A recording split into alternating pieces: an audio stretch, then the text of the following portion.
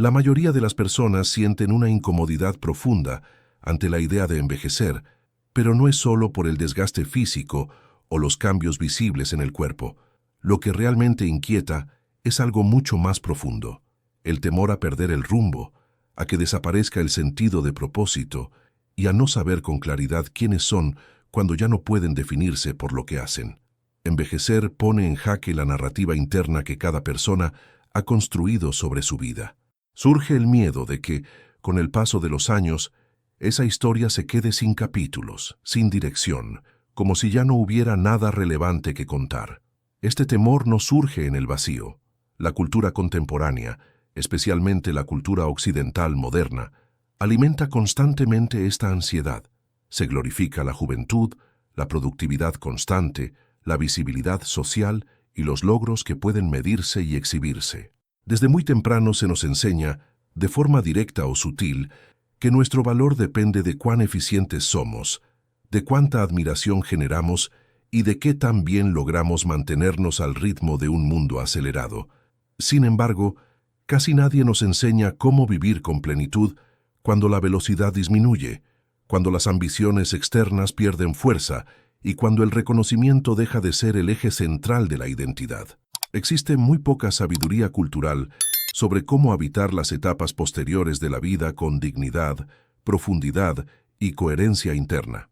Este vacío fue algo que Carl Jung consideró un error profundo y, en muchos sentidos, trágico.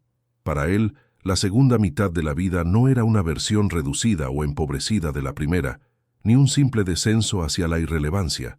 Era una fase completamente distinta del desarrollo psicológico, regida por otras reglas y orientada hacia valores diferentes. Cuando esta etapa se vive de manera consciente, puede convertirse en un periodo mucho más rico en significado, más libre de ilusiones y profundamente arraigado en el mundo interior. Jung no veía el envejecimiento como una decadencia inevitable, sino como un proceso de transformación, un giro progresivo que aleja a la persona de una identificación exclusiva con el logro, el estatus social y las máscaras externas, y la conduce hacia una relación más íntima consigo misma. Este movimiento hacia adentro no es una forma de huida ni de aislamiento pasivo. Es un paso necesario en el camino hacia la totalidad psicológica. Según esta visión, la tarea central de los años maduros consiste en completar la personalidad. Esto implica integrar aspectos que durante la juventud fueron ignorados, reprimidos o postergados por necesidad de adaptación. Muchas cualidades internas no tuvieron espacio para desarrollarse porque la vida exigía eficiencia, responsabilidad y desempeño. En la segunda mitad de la vida, esas partes reclaman atención y reconocimiento. Dentro de la obra de Jung se pueden identificar 4 apoyos internos fundamentales, 4 pilares que permiten que el envejecimiento no sea simplemente algo soportable, sino auténticamente significativo. No se trata de frases motivacionales ni de mensajes reconfortantes diseñados para tranquilizar al ego. Estos pilares están basados en verdades psicológicas exigentes, a veces incómodas, que confrontan la imagen que una persona tiene de sí misma y cuestionan sus certezas más arraigadas. Sin enfrentar estas verdades, la madurez interior no puede consolidarse, y entre estos 4 pilares hay uno que destaca de manera particular. Es el menos mencionado, el más malinterpretado y, sin embargo, el que Jung consideraba absolutamente indispensable. Este pilar es la clave para alcanzar una paz interna genuina en los años posteriores. Su ausencia explica, en gran medida, por qué tantas personas envejecen sin sentirse reconciliadas consigo mismas ni con la totalidad de su experiencia de vida. Alcanzar esta comprensión final no es algo opcional. Sin ella, los otros 3 pilares permanecen incompletos, desconectados entre sí. Solo cuando actúan de manera integrada, forman una base sólida, capaz de sostener un sentido profundo de significado, serenidad y coherencia interna a medida que la vida avanza hacia sus últimas etapas. El primer pilar de este proceso es la individuación y el desarrollo de un soporte interno auténtico. La individuación no es un instante mágico de revelación ni una idea brillante que se comprende solo a nivel intelectual. Es un proceso largo, exigente y continuo mediante el cual la persona aprende a desarrollar autoridad interior, la capacidad de sostenerse desde dentro sin depender exclusivamente de validaciones externas. Durante la primera mitad de la vida, esta autoridad suele venir de fuera. Aprendemos a adaptarnos, a encajar, a cumplir expectativas sociales, familiares y profesionales.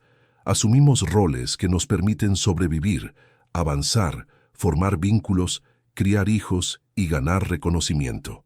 Jung llamó a esta identidad adaptativa la persona, una especie de máscara psicológica que hace posible la convivencia social. La persona no es un error ni algo negativo, es una herramienta necesaria. Sin ella, la vida sería caótica y las relaciones resultarían inviables. El problema surge cuando esa máscara se convierte en la única identidad posible y la persona queda atrapada en ella, incluso cuando ya no refleja lo que ocurre en su mundo interior. El conflicto aparece cuando esa máscara deja de ser flexible, cuando ya no es algo que usamos de manera consciente, sino algo con lo que nos confundimos por completo. En ese punto, la identidad empieza a convertirse en una prisión silenciosa. La persona comienza a definirse únicamente por un rol, un título, una reputación o una imagen que quizá en otro momento tuvo sentido, pero que ya no coincide con lo que realmente sucede en su mundo interior. Lo que antes daba estabilidad, ahora limita. Muchas personas llegan a la mitad de la vida, e incluso a edades avanzadas, siguiendo guiones escritos décadas atrás.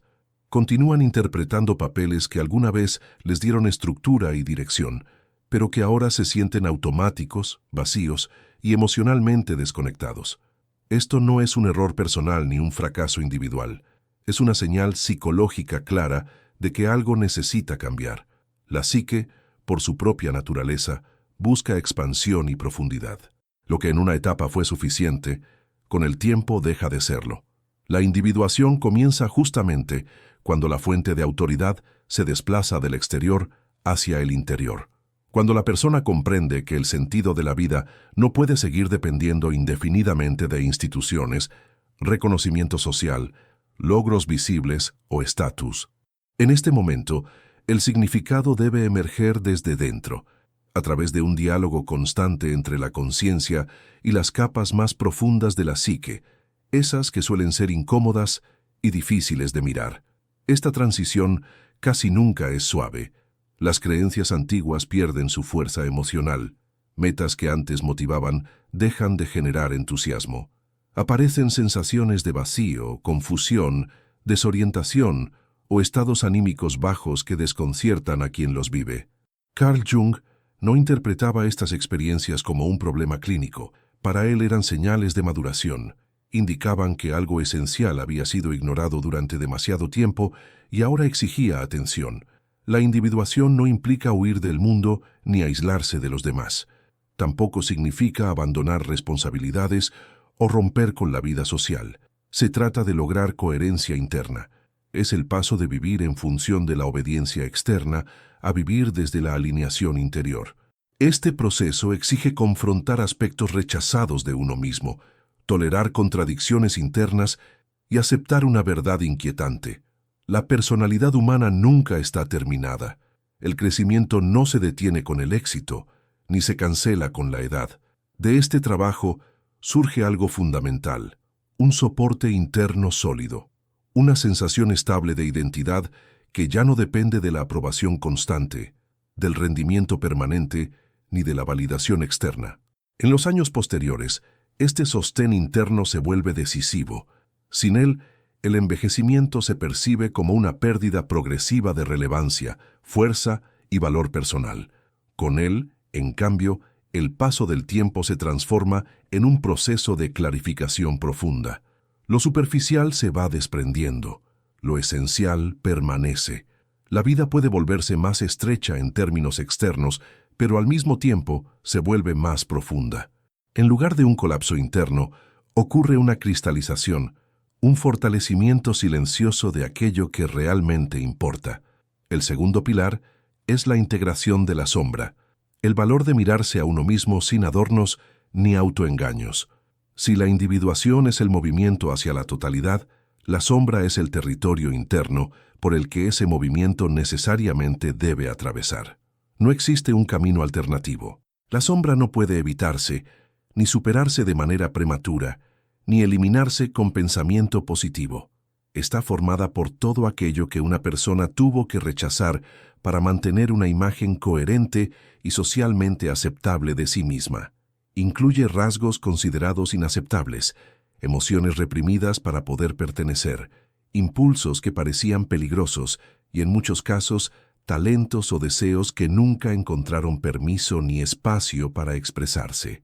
En muchos casos, lo que habita en la sombra no es solo aquello que tememos de nosotros mismos, sino también lo que alguna vez no tuvimos el valor de reclamar como propio.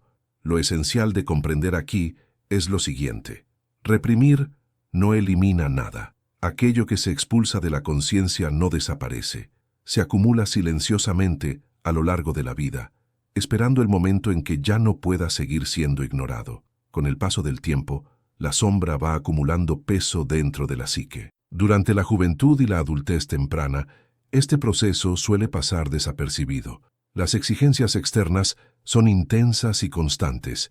Construir una carrera, sostener una familia, demostrar valor, ganar reconocimiento. Estas presiones mantienen la atención enfocada hacia afuera y dejan muy poco espacio para la revisión interna, para detenerse a mirar lo que se va quedando relegado en silencio. A medida que esas estructuras externas comienzan a debilitarse con la edad, la sombra empieza a hacerse escuchar con mayor claridad. Puede manifestarse como arrepentimientos por vidas no vividas, una irritabilidad persistente, amargura, cinismo o una tristeza difusa que parece no tener una causa concreta.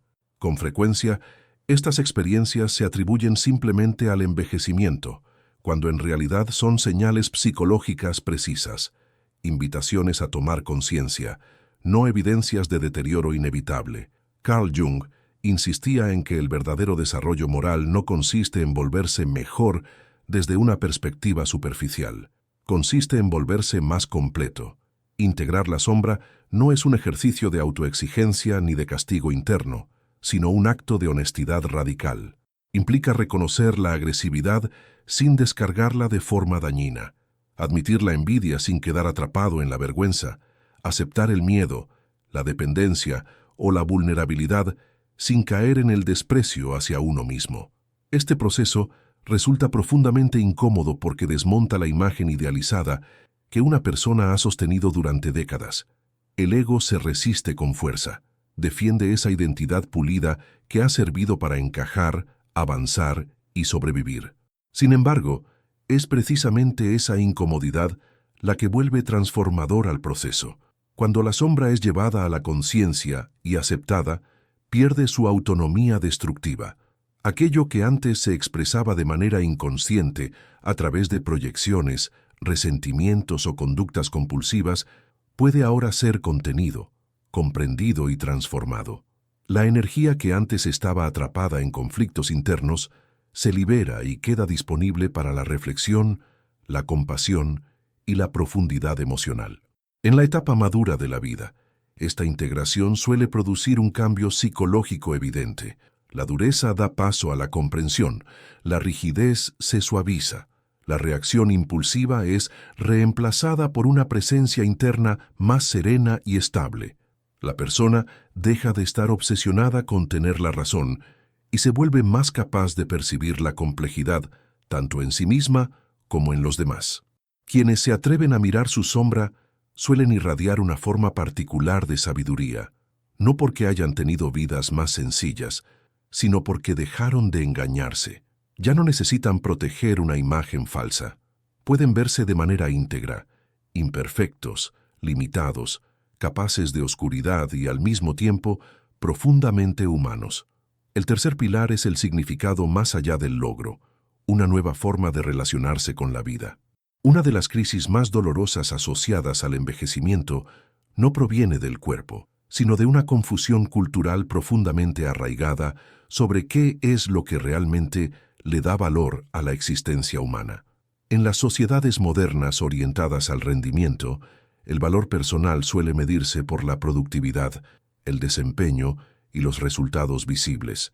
Mientras una persona puede producir, competir y cumplir expectativas, se siente válida y necesaria. Cuando la energía disminuye y el ritmo se desacelera, puede instalarse una sensación silenciosa pero devastadora de pérdida de valor. Jung consideraba este modelo de significado no solo superficial, sino peligroso. Sostenía que es psicológicamente incompatible con la segunda mitad de la vida. Aquello que sostuvo a la persona en etapas tempranas, la ambición, la expansión constante, el éxito externo, termina volviéndose insuficiente. La vida madura exige otra base para el sentido, una que no dependa del hacer permanente, sino del ser. Jung observó que, con la edad, la psique gira de manera natural hacia el interior. Este movimiento suele interpretarse erróneamente como retroceso, pérdida de vitalidad o desconexión de la vida, cuando en realidad es una reorientación profunda hacia un tipo distinto de riqueza interior. En realidad, se trata de una transformación profunda, un desplazamiento hacia la profundidad más que hacia la expansión. El alma ya no está interesada en conquistar nuevos territorios ni en acumular experiencias por acumulación. Lo que ahora busca es comprender, asimilar y dar sentido a todo lo que ya ha sido vivido. Conforme la vida madura, su orientación cambia de manera natural. El futuro deja de percibirse como un espacio infinito, lleno de posibilidades ilimitadas, y paradójicamente, esta aparente reducción no empobrece la experiencia vital. Por el contrario, la intensifica. El momento presente adquiere peso, densidad y una cualidad más intensa.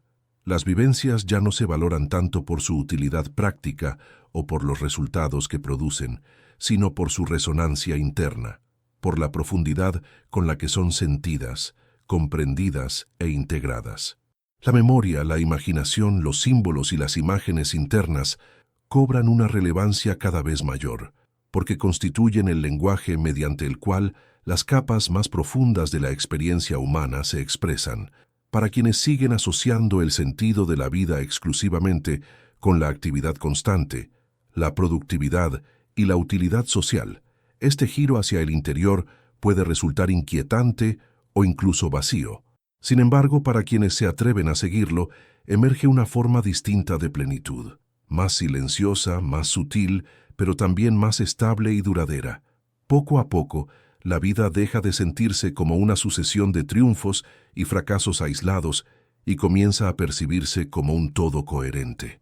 Los acontecimientos del pasado adquieren un nuevo significado cuando dejan de verse como episodios desconectados y se comprenden como partes de una misma historia en desarrollo. Carl Jung sostenía que una de las tareas centrales de la etapa madura es precisamente esta: percibir la propia vida como una totalidad, como una narrativa dotada de lógica interna, de necesidad y de sentido profundo.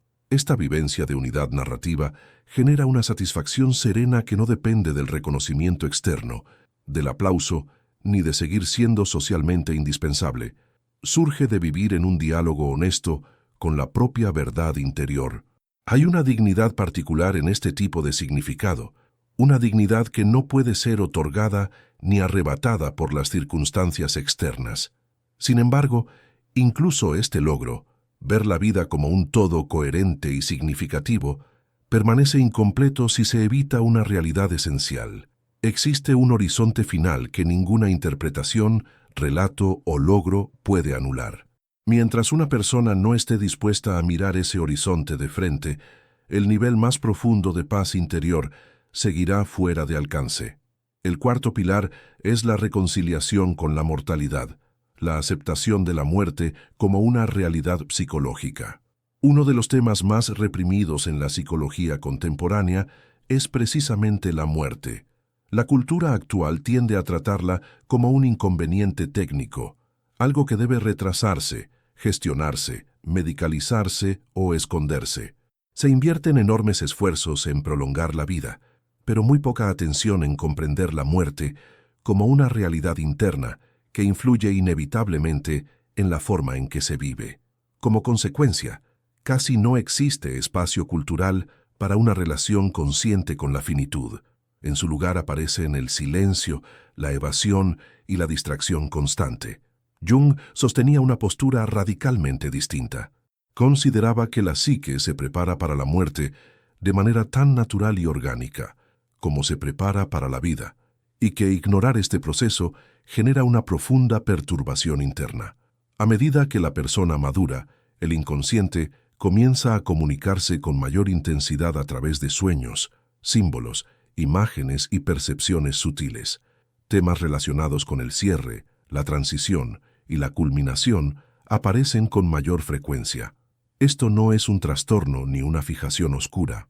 Es la manera en que la psique se orienta hacia la última etapa de la existencia. Cuando estas señales son reprimidas o negadas, el mundo interno suele llenarse de ansiedad difusa, inquietud y temor sin una causa aparente, síntomas de una verdad que insiste en ser reconocida. Cuando este movimiento interior es reconocido y acompañado de forma consciente, ocurre algo inesperado. Surge una calma serena y bien enraizada. No se trata de una aceptación dramática ni de un optimismo forzado, sino de una reconciliación sobria y estable con la realidad tal como es. Es importante aclarar que Carl Jung nunca afirmó saber qué sucede después de la muerte. Ese nunca fue su interés. Su enfoque no estaba en la especulación metafísica ni en sistemas de creencias. Su preocupación era profundamente psicológica, cómo una persona se relaciona con el hecho inevitable de la finitud. Jung sostenía que una vida vivida en negación de la muerte termina volviéndose superficial, se llena de actividad constante, de ruido, de distracciones interminables y de una huida inconsciente del silencio, porque el silencio permite que lo inevitable sea sentido. En cambio, una vida vivida con conciencia de la mortalidad adquiere peso y autenticidad. El tiempo deja de tratarse como algo infinito o desechable. Cada momento gana significado. Las palabras se eligen con mayor cuidado. Los vínculos se vuelven más honestos, más reales, menos basados en apariencias. Reconciliarse con la muerte no significa desearla ni rechazar la vida. Significa reconocerla como parte inseparable de la estructura total de la existencia. Esta comprensión tiene un efecto profundamente clarificador. Las preocupaciones secundarias pierden fuerza. Las presiones artificiales y las inquietudes prestadas se disuelven. Lo que pasa al primer plano son los valores esenciales: la conexión genuina, la verdad, la coherencia interna y la capacidad de estar plenamente presente. La vida no se vuelve más oscura, se vuelve más concentrada. Para Jung, esta reconciliación era el pilar final porque completa a todos los demás. La individuación, la integración de la sombra y el significado más allá del logro permanecen frágiles si la muerte queda excluida de la conciencia. Solo al mirar el horizonte final de frente, la psique alcanza su forma más profunda de paz. No es triunfo, ni certeza absoluta, sino una aceptación basada en la totalidad. Vista de este modo, la muerte deja de oponerse a la vida. Se convierte en su compañera silenciosa. Es la conciencia de la finitud la que da forma a nuestros valores y peso a nuestras decisiones. Sin un final, nada importa del todo. Con él, todo adquiere profundidad. Quienes han hecho las paces con su propia mortalidad suelen transmitir una calma discreta y particular, no porque hayan encontrado respuestas definitivas, sino porque dejaron de huir de la pregunta. La lucha no termina en certezas, sino en honestidad. Este cuarto pilar es el más exigente de todos. No puede enseñarse como una técnica, ni reducirse a un método, ni transmitirse como un simple consejo. Se forma lentamente a través de la reflexión, la pérdida, la desilusión, la humildad y el valor de enfrentar la finitud sin ilusiones. Cuando esta reconciliación ocurre, el envejecimiento deja de vivirse como un deterioro. Se transforma en un estado de culminación interior. Para Jung, una vejez plena nunca tuvo que ver con conservar la juventud, la relevancia social o el poder externo. Tuvo que ver con completar el viaje interior. La individuación, la integración de la sombra, el significado más allá del logro y la reconciliación con la mortalidad forman juntos una sola estructura, el movimiento hacia la totalidad. En esa culminación, la vida no se reduce, se aclara, y desde esa claridad envejecer no es un final, sino el último acto de convertirse plenamente en uno mismo. Si este contenido resonó contigo y deseas seguir explorando estas ideas profundas sobre la psicología y el sentido de la vida, te invito a suscribirte y acompañarnos en los próximos videos. Gracias por estar aquí y por dedicar este tiempo a tu propio camino interior.